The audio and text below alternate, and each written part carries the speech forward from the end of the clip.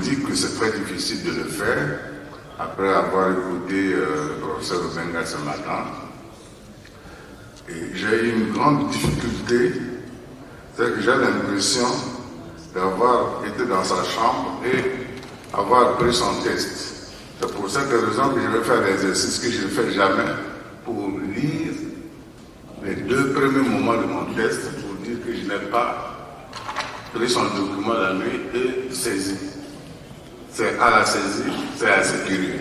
Alors le professeur Obenga nous a habitués à dire que l'éthique de responsabilité en public, avant de prendre la parole, il faut essayer de répondre à 3 questions. La question de la légitimité, de parler devant les autres, de votre compétence et certainement de votre autorité. Mais je vous avoue que je réponds aux 3 critères. D'abord, le premier, la légitimité, je suis africain, donc je peux parler. Maintenant, la compétence, c'est à vous de déterminer, après la fin de mon intervention, l'autorité, je ne la tirerai que de votre capacité à me suivre. Alors, j'ai réfléchi sur la renaissance et la créativité pour une nouvelle pensée en Afrique, tout en disant que, après ce que le professeur Obenga nous a dit ce matin, les réunions des écrivains noirs, des intellectuels noirs, un siècle après, je pense que c'est l'acte le plus important que les Africains vont poser au XXIe siècle. C'est-à-dire réfléchir sur une nouvelle pensée. Une nouvelle pensée. Alors, si la tradition grecque en philosophie relie toujours le nom de Socrate à Platon, il faut ajouter un collègue camerounais qui, dans le sillage, avait écrit dans Jalon 1, Mentalité neuve, c'est pour faire une liaison avec Cheikh Anta Diop, Obenga Njo Mole Bénézer. Parce que Mentalité neuve reprend exactement la thématique de ce matin, la nouvelle mentalité. Il parle de la contestation. Il ne peut contester que celui qui voit mieux que ce qui existe. Donc je voudrais commencer mon intervention en disant que la nouvelle pensée africaine, pour être comprise réellement, oblige de savoir la pensée actuelle. Quel est l'état de la pensée actuelle? Est-ce qu'on peut la définir? Afin d'initier une qui doit être la suite en termes soit de continuité ou de rupture. Je crois qu'il faut la rupture. Parce qu'on ne peut pas continuer avec ce qui existe, parce que les tentatives qui ont été amorcées ont échoué. On n'a pas suivi le Kwame Nkrumah, on n'a pas suivi le Mumba et ce qui était avant. Peu importe l'état de la pensée actuelle, il y a urgence à édifier une qui puisse propulser la dynamique d'une renaissance qui soit la conséquence de notre inventivité créatrice. La nouvelle pensée africaine doit se réaliser sur la base de la réponse aux 4 questions essentielles. Lesquelles? Comment penser autrement la traite négrière? Comment défier la colonisation? C'est un défi. Que m'est-il permis par la raison d'éviter le néocolonialisme actuel qui est plus subtil avec les réunions France-Afrique, avec la jeunesse africaine à Montpellier? Enfin, comment légitimer la nouvelle pensée africaine? Voilà les 4 questions auxquelles nous devrons répondre et je vous demande de réfléchir très modestement. Alors il importe, avant de répondre à cette série de questions, de donner une définition qui puisse orienter la pensée sur les dimensions philosophiques, économiques, culturelles et politiques. Ainsi formulée, selon moi, la nouvelle pensée africaine a pour objectif de se débarrasser systématiquement de toutes les scories qui entravent la liberté à pouvoir s'émanciper des concepts ou paradigmes qui abaissent l'homme africain. La nouvelle pensée africaine est à la fois le refus des concepts qui plongent l'Africain dans l'aquabonisme dont parlait Vauvenard, paralysant ainsi la production des idées en se fondant sur la nature qui nous enveloppe, le monde dans lequel l'homme africain est acteur de l'humanité et aussi son miroir en tant qu'humain. La nouvelle pensée africaine n'est pas le rejet de la différence, mais elle refuse des conduites et des structures son humanité originelle, au nom des valeurs dont l'universalité ne représente qu'une forme raffinée d'une contrainte dans le but d'aliéner la liberté africaine en acceptant toutes les formes de décadence venues de l'Occident, notamment les pratiques comme l'homosexualité et autres imbécilités humaines héritées de la forteresse historique édifiée en Grèce. Toutes ces pratiques viennent de la Grèce parce que les Grecs disaient les rapports avec les femmes, c'est pour les enfants, mais le plaisir, c'est avec les hommes. Donc, c'est des pratiques qui viennent de là-bas. Et la décadence européenne, ils veulent que tout le monde soit avec eux parce que, d'après Obenga, la logique de domination, ils veulent dominer même dans notre manière de dire qu'est-ce que la beauté. Chaque peuple, chaque culture a ses canons de beauté, même celle est universelle en soi. Donc la nouvelle pensée africaine est et sera la traduction sur les plans politiques et économiques de la perfectibilité de notre communautarisme amélioré comme un fondement des initiatives des politiques publiques.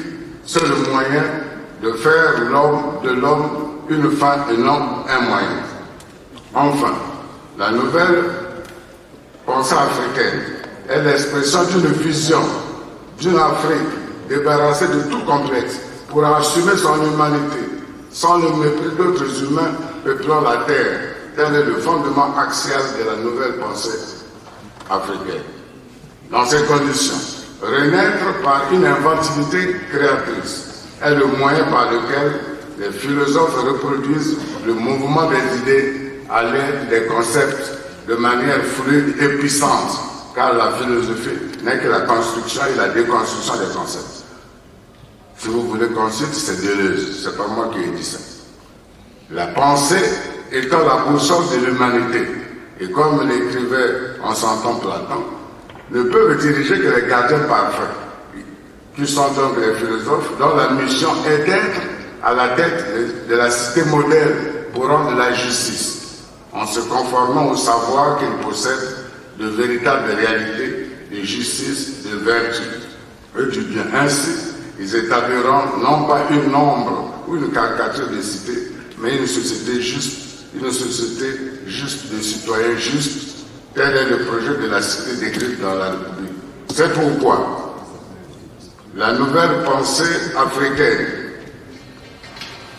dont le siège, le lieu de naissance sera Yaoundé, aura pour mission de relever les trois moments essentiels les plus violents de l'histoire de l'Afrique: esclavage, traite, négrière, colonisation et néocolonisation pendant 5 siècles jusqu'à nos jours, dont le traumatisme, l'anéantissement, le mépris et la perte de soi étaient les fondements de notre existence. Entre les situations vécues et assumées forcément, les conséquences sont énormes sur la conscience des Africains. Seul issue pour s'en sortir est de savoir opérer un bon diagnostic et non simplement de ressasser le lot des malheurs, mais entreprendre une rupture radicale pour ne plus subir, mais anticiper pour être maître du destin. Autrement, c'est porter les habits de la souffrance et de la honte. Reprendre l'histoire de la défaite, de 3 siècles, 4 siècles, voire plus, c'est accepter la défaite. L'essentiel est de défier le temps pour que rien de tel ne se reproduise. Souvenez-vous, la Chine a été envahie par le Japon. Qu'en est-il aujourd'hui? Faisons la comparaison entre les deux. La Chine ne se plaint jamais. Elle agit et a bien agi pour dépasser et même dominer sans occuper le Japon. L'histoire ne retient que les civilisations qui disent non. L'histoire aura retenu Lumumba parce qu'il a dit non. L'histoire a retenu à sa manière Sékou Touré parce qu'il a dit non à la France. Et l'histoire ne retient que ceux qui disent non. La sortie de l'Afrique noire du désespoir et du désarroi, devenue à tort ou à raison pour ainsi dire son identité, attribuée non voulue ou non réclamée, exige un changement en termes de production d'idées et de paradigmes nouveaux. Une telle mission mérite d'être entreprise dès maintenant. Apprécier de manière prétentieuse un peuple est une chose, mais en discuter en est une autre. En réalité, débattre au sujet de l'impertinence de la pensée africaine, comme l'Occident le prétend souvent, est devenu un passe-temps qui enfonce tout un continent à accepter le sort et de magnifier indirectement l'entropie sociale, c'est-à-dire l'augmentation du désordre et affaiblissement de l'ordre social comme consubstantiel de son évolution. C'est un concept de physique, plus précisément de la thermodynamique, qui peut être appliqué à l'évolution politique et sociale de l'Afrique noire.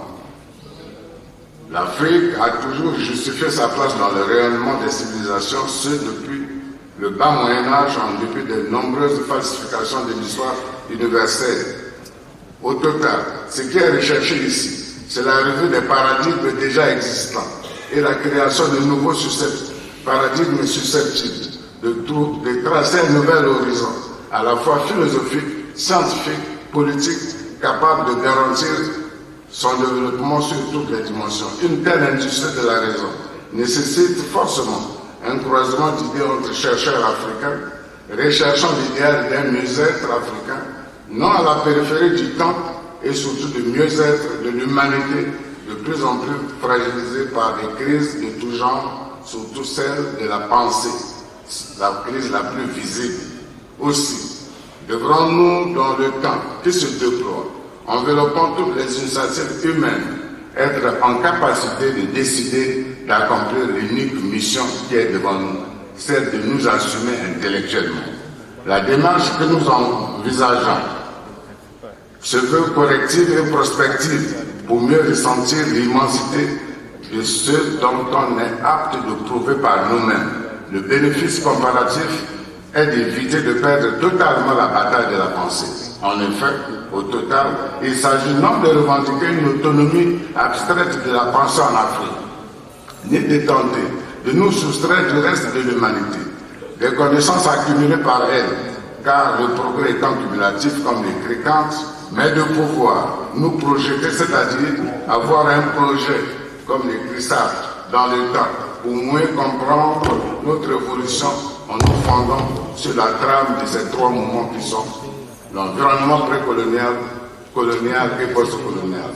Une fois tracé, cet itinéraire nous permettra de visiter de manière éclairée, donc avisée, l'univers scientifique mis en circulation par Auguste Comte à travers sa pertinente loi des trois états de l'évolution de l'esprit humain. Le courant positiviste rend compte des paradigmes qui témoignent des étapes parcourues par l'humaine raison dans l'élaboration d'une pensée digne avant d'aboutir à la prédominance de la pensée scientifique caractéristique de l'état positif ou rationnel.